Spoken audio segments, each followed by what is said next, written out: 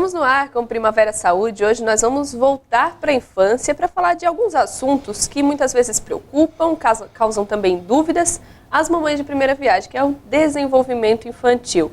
Para falar disso, nós recebemos no estúdio a médica pediatra, a doutora Patrícia Bax Arruda. Seja bem-vinda, doutora. Obrigada.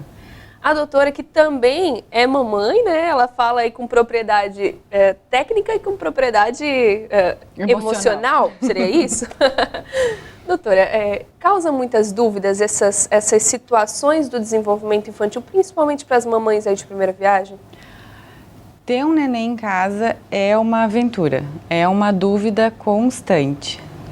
Se é normal que dorme demais, se é normal que dorme de menos, se é normal que chora, se é normal que não chora, tudo é dúvida.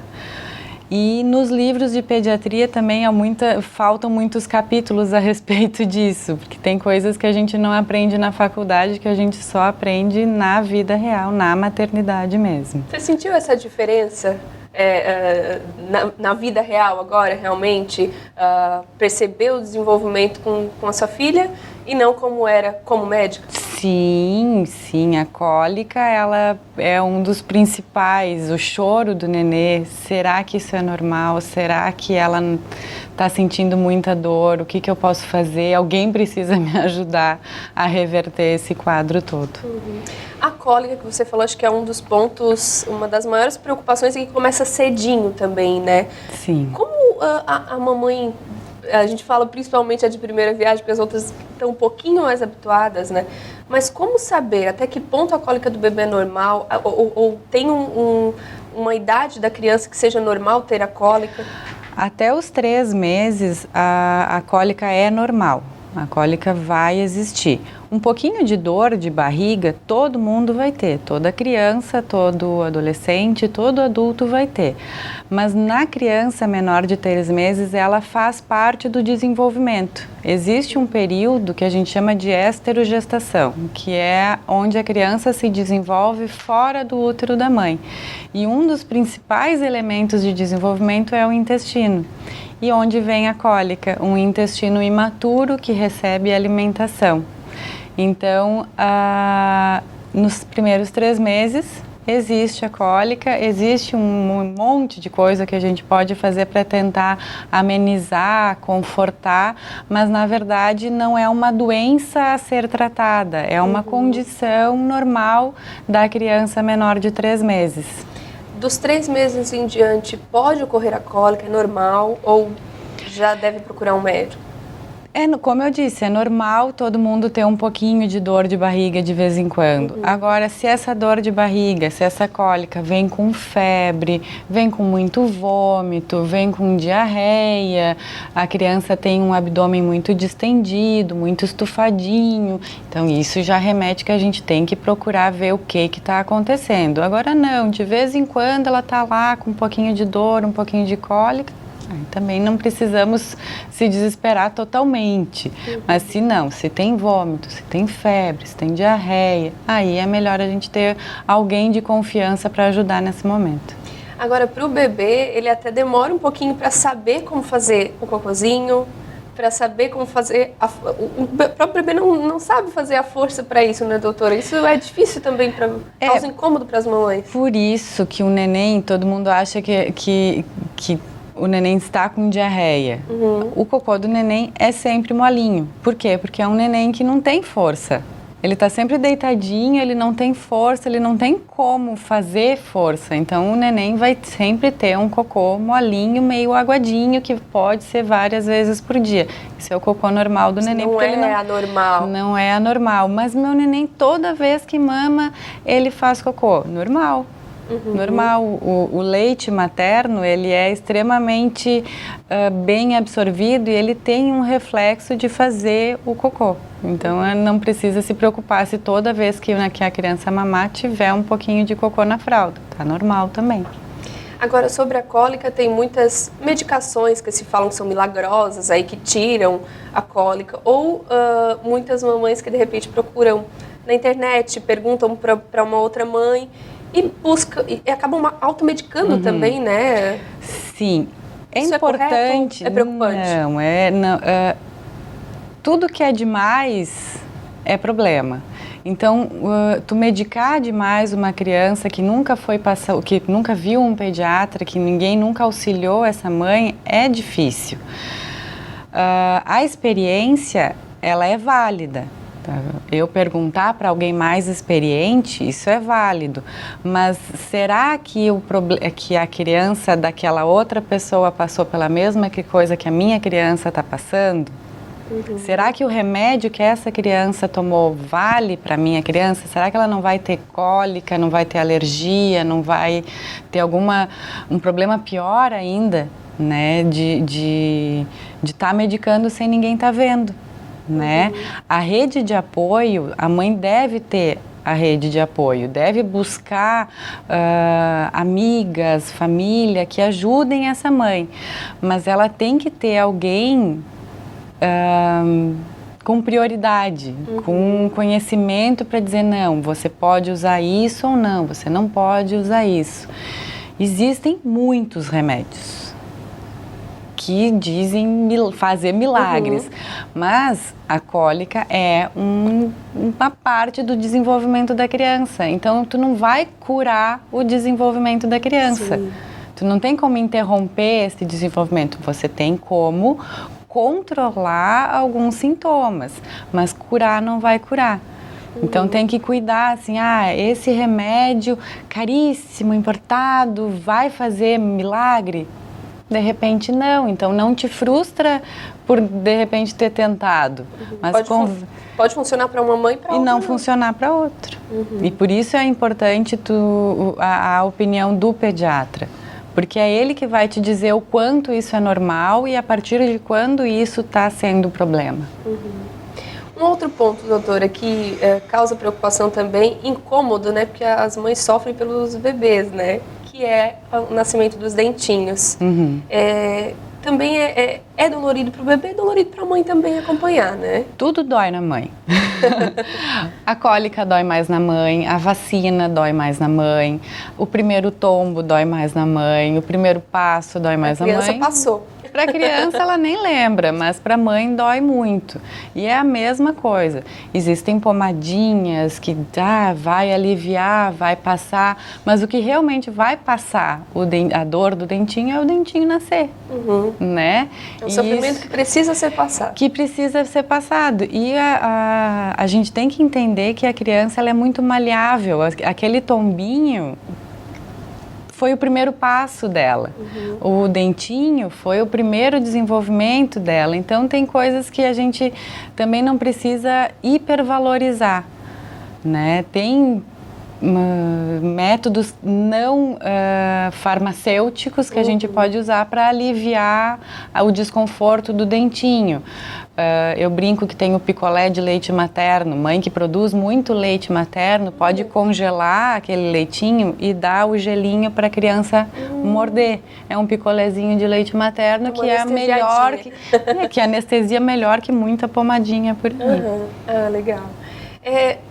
Em relação à medicação, também sempre, claro, até para os próprios dentinhos, procurar o profissional, porque a gente vê muita coisa pela internet. E na internet a gente não tem certeza de nada, porque se eu colocar na internet uma criança com febre, ela pode ser até um câncer e pode não ser nada. Né? Às vezes não é febre, é só um aumento da temperatura porque está com muita roupa. Então a gente tem que ter esse cuidado de achar um profissional que você confie para cuidar da saúde do seu bebê. As mães, elas procuram um ginecologista para cuidar daquele momento milagroso da gestação, aquele momento tão esperado da gestação, mas esquecem que depois da gestação a gente tem o bebê. E a gente não vai cuidar da nossa gestação pela internet. Nas redes sociais, a gente vai cuidar da nossa gestação com um profissional que é o ginecologista. E por que a gente põe tanta fé na internet para cuidar dos nossos filhos? Depois, para reverter Daí não adianta vir chorando para o consultório. Com certeza. Doutora, a idade, de quantos a quantos meses em média nasce o dentinho, ou isso também muda de criança? Isso depende. Geralmente, a partir dos 9 meses ali é que começa. Eu em casa tive com 3 meses. Nossa, que cedo. Com 3 mesinhos apareceu o primeiro dentinho. Eu ficava, não, tá desenvolvendo normal, começou a babar porque faz parte. De repente apareceu o dentinho. Mas é normal também? E também é normal chegar no primeiro aninho sem nenhum dentinho. E todos, porque a gente fala o primeiro dentinho, mas todos os dentinhos causam esse mesmo desconforto, esse mesmo processo? Todos. Todos os dentinhos. Os primeiros meses alguns é bem mais, complicado. alguns menos. A gente sabe que os molares, os dentes maiores, eles incomodam um pouquinho mais, os caninos incomodam um pouquinho mais, mas todos incomodam. É um sofrimentinho maior nos primeiros meses de vida. Se a gente for encarar tudo como sofrimento, é pior. É um momentinho deles. É um momentinho que eles vão aprender a caminhar, é um momentinho que eles vão ter dentinhos, é um momento que eles vão sentir na introdução alimentar que não gostaram de alguma coisa. A gente não pode encarar tudo como um sofrimento. É um momento deles. Tirando essa questão do sofrimento, tudo fica mais fácil. A gente tende a não querer tratar tudo. Se os papais aí tentarem não sentir tanta dor pelos filhos, aproveitar mais, dá para fazer isso? Dá para não se doer tanto? É como as vacinas, a gente tem que colocar na cabeça que a gente está fazendo bem para eles, a gente não está indo lá castigar a criança fazendo uma injeção, não, eu estou indo vacinar para ela não ficar doente depois. Com certeza. A gente vai dar uma pausinha rapidinho, depois do intervalo a gente continua falando sobre desenvolvimento infantil. E tem também a questão dos picos, dos saltos de desenvolvimento, que a doutora vai explicar tudo pra gente depois do intervalo.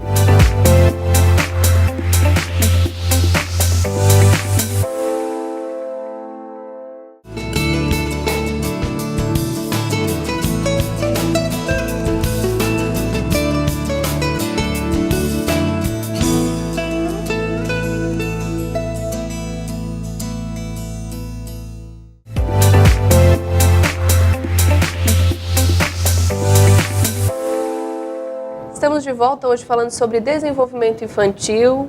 A gente já tirou bastante dúvida aqui com a doutora, mas agora vamos falar sobre esses picos de desenvolvimento. É essa a palavra correta, doutora? Picos e saltos de desenvolvimento? Existem os picos e os saltos. São duas coisas diferentes? São duas coisas diferentes. Tem os saltos de desenvolvimento e os picos de crescimento. Tudo mais ou menos na mesma linha. É onde a criança adquire novas habilidades. Né? A criança que antes ficava deitadinha, olhando para cima, descobre as mãozinhas. A criança que antes não virava, começa a virar, começa a sentar, começa a engatinhar. Então, tudo, uma média ali a cada 2, 3 meses, a mãe vai passar por uma situação onde a criança que dormia muito bem não dorme mais tão bem. Criança que mamava de 3 em 3 horas, agora quer mamar de hora em hora. A criança que comia muito bem não quer mais comer, tem um pouquinho de recusa alimentar. Mas a mesma coisa, vai passar. Né? A criança, de repente, tu vai notar, sentou. Tá sentadinha. E realmente é assim, e tudo num dia ela não senta, no outro dia ela conseguiu sentar. Eu estava em casa e achando que a minha filha estava atrasada. Ai, a Gisela não senta, a Gisela não senta. Um belo dia eu cheguei em casa, ela estava sentadinha, brincando. E assim, de repente a criança te surpreende. Mas, de novo, tem que ter alguém para te orientar. Será que ela está atrasada mesmo? Ou será que, de repente, daqui a pouquinho aquilo ali vem? Né? Porque, de novo, a ansiedade que a gente tem de ver a criança sentada, comendo, engatinhando, caminhando, e de repente ela não está atrasada, ela só não está atingindo as nossas expectativas. Os pais acabam botando uma pressão maior em cima dos bebês. Porque o filho do vizinho já está falando o alfabeto inteiro com 8 meses e a minha filha ainda põe tudo na boca. Pois é, doutora, essas comparações, elas podem causar uma frustração nos pais de olhar uma rede social e ver que, mas aquele bebê sorri, não tem nenhuma dificuldade, o meu não. Tem um texto na internet, eu não vou lembrar quem foi que escreveu, que a comparação é o ladrão da felicidade. Se eu comparar o meu nenê com os outros, de repente a gente sempre vai comparar com a grama mais verde do vizinho. Mas se eu posso comparar com o piorzinho também. Então, comparação é ladrão da felicidade. A gente tem que ver se o nenê está atingindo o máximo do nenê. No máximo dele, não esperar que o nenê coma tanto quanto o nenê da vizinha ou durma tanto quanto o nenê da internet, porque de repente a gente não sabe quantas babás estão em volta daquele nenê da internet. O estímulo também pode ser diferente. O estímulo é diferente, o nenê é diferente, o ambiente é diferente, então comparação é ladrão da felicidade, não dá. Agora, falando desses picos e saltos, do nascimento até 1 ano, o bebê deve gastar muita energia para conseguir evoluir, né? Porque são tantos processos, né? A gente percebe o bebê com 1 ano, alguns já andam ou engatinham, então de um bebê molinho, que não fazia nada, com 1 ano ele já... É um crescimento muito rápido, realmente. Em toda a vida, a gente não vai crescer tanto quanto a gente cresce no primeiro ano de vida. Nossa. Em todo o nosso ano, toda a nossa vida, a gente não adquire tantas habilidades e não cresce tanto quanto a gente cresce no primeiro ano de vida. De um neném ali que nasce em torno de 3 quilos e que não sabe que tem mão, não sabe que tem pé, não sabe que tem nada, a um neném de 1 ano que caminha, que conversa, que come, que toma água. É uma aquisição de habilidades muito grande. Então, a gente tem que entender que isso demanda muito, muito carinho, demanda muito cuidado, demanda muita expectativa, mas que o neném ele vai conseguir, ele vai chegar lá. Todo neném vai. Por isso, dos pais também aproveitar cada momento, porque é rápido, né? 1 ano... Passa rápido, passa voando. Com certeza. Bom, doutora, outro assunto muito importante também, que causa algumas dúvidas, tem algumas divergências em relação à amamentação. Claro que a gente sabe da importância da amamentação, né, para o desenvolvimento infantil, mas o que você diz também a respeito dessa amamentação exclusiva, né, dos primeiros meses de vida? O organismo, o nosso organismo, ele é tão inteligente que ele sabe tudo que precisa para a criança. O primeiro leite, o colostro, a gente costuma chamar ele de primeira vacina da criança. Tamanha a importância do colostro, que a gente desmerece. Ele é pouquinho, ele vem pouquinho, mas ele é a primeira informação de anticorpos que a mãe já passa para a criança. Conforme o dia, o nosso organismo também muito inteligente, o leite muda conforme o dia. Muda conforme o tempo da mamada. Então, o aleitamento materno exclusivo nos primeiros 6 meses e estendido até os 2 anos ou até onde a comunhão mãe e filho permitir, é ideal, porque está completo, na temperatura ideal, na quantidade ideal, está ali disponível a qualquer momento e fora a importância psicológica, emocional desse contato, desse vínculo. E essa importância, ela não pode deixar ser prejudicada pelo ambiente também. Teu leite é fraco, essa criança não dorme porque teu leite é fraco. Nunca deixem que isso se torne verdade na cabeça das mamães. Se deixe ser induzida. Induzidas a usar uma fórmula sem que alguém diga, não, a sua criança precisa de fórmula. Você foi no pediatra, está crescendo bem, está ganhando peso bem, está desenvolvendo bem, a criança chora porque a criança chora, nem sempre é fome. Né? Às vezes é só a saudade da mãe, aquele período de esterogestação que a mãe precisa, que a criança não entendeu que ela é uma criança separada. Pois é, isso também, o peito nem sempre é fome, né? Às vezes o bebê quer o peito para estar junto mesmo. Porque a mãe é o que ela conhece. A criança se desenvolveu dentro da mãe durante 9 meses. E ela conhece a respiração da mãe, o batimento cardíaco da mãe, a voz da mãe, o cheiro da mãe. Ela quer o peito não necessariamente porque ela quer mamar ou porque ela está com fome, porque ela quer a casa dela. Durante um período elas foram só um e de repente a criança está com saudade da mãe de novo. Nesses pontos de pico de desenvolvimento, a criança pode querer mamar mais também? Sim, pode querer mamar mais por não está entendendo o que está acontecendo no ambiente e quer a mãe, porque a mãe é a referência. É a segurança dela. É a segurança dela e também porque demanda mais energia. Adquirir uma habilidade de quem só ficava deitado e agora senta, demanda energia. Então eu quero mamar mais. Não sei se deu para vocês ouvirem aí, que aqui no estúdio a gente já está ouvindo um sonzinho diferente de uma baby. Vamos chamar ela aqui para participar com a gente?